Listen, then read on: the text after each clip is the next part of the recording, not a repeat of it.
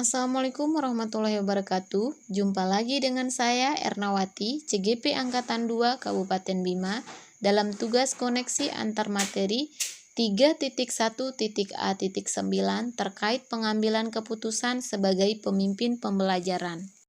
Sebagai seseorang pemimpin pembelajaran, tentunya guru sering dihadapkan dalam situasi di mana diharuskan mengambil suatu keputusan dan keberhasilan seseorang pemimpin dalam mengambil salah satu tugas tersulit tersebut, yaitu bagaimana ia mampu mengambil sebuah keputusan yang efektif. Keputusan-keputusan ini secara langsung atau tidak langsung dapat menentukan arah dan tujuan yang dipimpinnya. Dalam tugas ini terdapat 9 pertanyaan, yaitu pertanyaan pertama, bagaimana pandangan Ki Hajar Dewantara dengan filosofi Pratap Triloka memiliki pengaruh terhadap bagaimana sebuah pengambilan keputusan sebagai seorang pemimpin pembelajaran diambil? Terdapat 3 unsur penting pada Pratap Triloka, yaitu yang pertama, ing ngarso sung tulodo, ing madya mangunkarso, tutwuri handayani, di mana seorang pemimpin pembelajaran haruslah memberikan suri toladan yang baik bagi orang yang dipimpinnya. Keteladanan menjadi sebuah hal yang penting karena akan berpengaruh pada tingkat kepercayaan orang lain terhadap dirinya. Pemimpin pembelajaran harus mampu membangun kerjasama dengan orang yang dipimpinnya, sehingga diharapkan mampu menjadi rekan sekaligus orang tua di sekolah dan juga mampu menjadi peserta didik terampil dalam mengambil keputusan yang tepat bagi dirinya. Selain itu, memberikan kesempatan pada murid untuk maju dan berkembang dengan berbagai fungsi seorang guru sebagai coach dan motivator untuk membantu murid dalam mengembangkan seluruh potensi yang dimilikinya. Kemudian pertanyaan selanjutnya, bagaimana nilai-nilai yang tertanam dalam diri kita berpengaruh kepada prinsip-prinsip yang kita ambil dalam pengambilan suatu keputusan? Dalam mengambil keputusan, kita mengenal 3 prinsip yang dapat kita ambil, yaitu yang pertama, seorang guru yang memiliki nilai empati yang tinggi, rasa kasih sayang dan kepedulian, cenderung memilih prinsip berpikir berbasis rasa peduli atau care-based thinking. Kemudian yang kedua, seorang guru yang memiliki nilai diri mandiri, jujur dan komitmen yang kuat untuk taat pada peraturan, cenderung memilih prinsip berpikir berbasis peraturan atau rule-based thinking. Kemudian yang ketiga, seseorang guru yang tidak egois, reflektif, kolaboratif, dan memiliki jiwa sosial yang tinggi cenderung memilih prinsip berbasis hasil akhir, end-based thinking. Seperti halnya nilai inovatif yang ada dalam diri kita akan menjadi sebuah dasar baik untuk menentukan berbagai pilihan dalam pengambilan sebuah keputusan yang akan dilakukan. Kemudian pertanyaan selanjutnya, bagaimana kegiatan terbimbing yang kita lakukan pada materi pengambilan keputusan yang berkaitan dengan kegiatan coaching yang diberikan pendamping atau fasilitator dalam perjalanan proses pembelajaran kita, terutama dalam pengujian pengambilan keputusan yang telah kita ambil?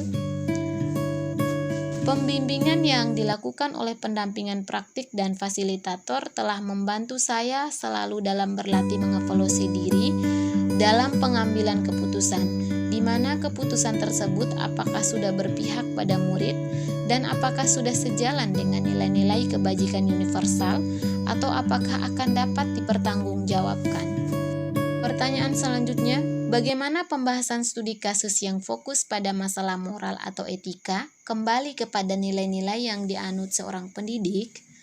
Sebagai pemimpin pembelajaran, seorang pendidik harus mampu melihat permasalahan yang dihadapi, apakah permasalahan tersebut merupakan dilema etika ataupun bujukan moral. Dengan nilai-nilai yang dimiliki seorang pendidik tersebut, baik nilai inovatif, kolaboratif, mandiri, dan refleksi, seseorang pendidik dapat menuntun muridnya untuk dapat mengenali potensi yang dimiliki dalam mengambil keputusan dan mengatasi masalah yang dihadapi. Selanjutnya, bagaimana pengambilan keputusan yang tepat tentunya berdampak pada terciptanya lingkungan yang positif, kondusif, aman, dan nyaman.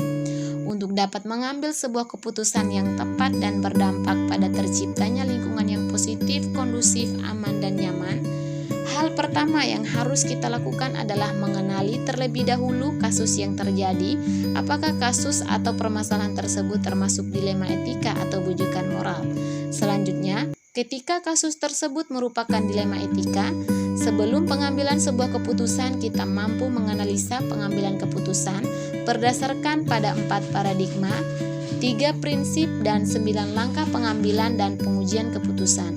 Sehingga sebagai pemimpin mampu menciptakan lingkungan yang positif, kondusif, aman, dan nyaman untuk muridnya. Pertanyaan selanjutnya, apakah kesulitan-kesulitan di lingkungan Anda yang sulit dilaksanakan untuk menjalankan pengambilan keputusan terhadap kasus-kasus dilema etika ini? Apakah ini kembali ke masalah perubahan paradigma di lingkungan Anda? Untuk mengambil suatu keputusan tidak akan lepas dari dilema etika dan bujukan moral. Dilema etika merupakan situasi yang terjadi ketika seseorang harus memilih antara dua pilihan, di mana kedua pilihan secara moral benar tetapi bertentangan. Kesulitan itu muncul karena masalah perubahan paradigma atau budaya di lingkungan sekolah, seperti yang pertama, sistem yang memaksa guru memilih pilihan yang salah atau kurang tepat dan tidak berpihak pada murid. Yang kedua, tidak semua warga sekolah berkomitmen untuk menjalankan keputusan bersama. Yang ketiga, keputusan dibuat tanpa sepenuhnya melibatkan guru, sehingga muncul banyak kendala dalam proses pelaksanaan keputusan. Pertanyaan selanjutnya, dan pada akhirnya, apakah pengaruh pengambilan keputusan yang kita ambil ini dengan pengajaran yang memerdekakan murid-murid kita? Menurut pemahaman saya, semua tergantung kepada keputusan seperti apa yang diambil, yang sudah memperhatikan beberapa hal seperti yang terkait 4 paradigma, 3 prinsip, dan 9 langkah pengambilan dan pengujian keputusan seperti apa yang telah dijelaskan pada modul 3.1. Maka keputusan yang kita ambil dan berdampak baik kepada murid. Dalam hal ini, tentang metode yang digunakan oleh guru, media dan sistem penilaian yang dilakukan sesuai dengan kebutuhan murid. Maka hal ini akan dapat memerdekakan murid dalam belajar. Dan pada akhirnya, murid dapat berkembang sesuai kodratnya. Kemudian pertanyaan selanjutnya, bagaimana seorang pemimpin pembelajaran dalam mengambil keputusan dapat mempengaruhi kehidupan atau masa depan murid-muridnya? Untuk pengambilan keputusan sebagai pemimpin pembelajaran, kita harus benar-benar memperhatikan kebutuhan belajar murid. Dengan keputusan yang mempertimbangkan kebutuhan murid, maka murid dapat menggali potensi yang ada pada dirinya, dan ketika sebagai pemimpin pembelajaran dapat memberikan pembelajaran yang sesuai dengan kebutuhan belajarnya dan menuntun murid. Dalam mengembangkan potensi yang dimiliki, artinya seorang guru harus pintar menentukan keputusan yang sangat bijaksana sesuai dengan tujuan kesuksesan yang akan datang. Dan sebaliknya, apabila keputusan tersebut tidak diperhatikan dan tidak diambil kebijakan, maka akan berdampak buruk pada masa depan murid. Keputusan yang berhak pada murid haruslah melalui pertimbangan yang sangat akurat, di mana dilakukan terlebih dahulu pemetaan minat belajar siswa dan profil pelajar siswa, dan kesimpulan belajar murid. Kemudian dilakukan pembelajaran yang berdiferensiasi, yaitu melakukan diferensiasi konten, kemudian diferensiasi proses, dan terakhir diferensiasi produk.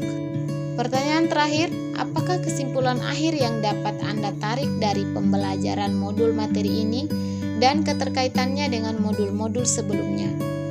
Kesimpulan dari pembelajaran modul 3.1, pengambilan keputusan sebagai pemimpin pembelajaran dengan modul-modul yang telah dipelajari sebelumnya merupakan satu kesatuan yang tidak terpisahkan untuk memerdekakan murid dalam belajar.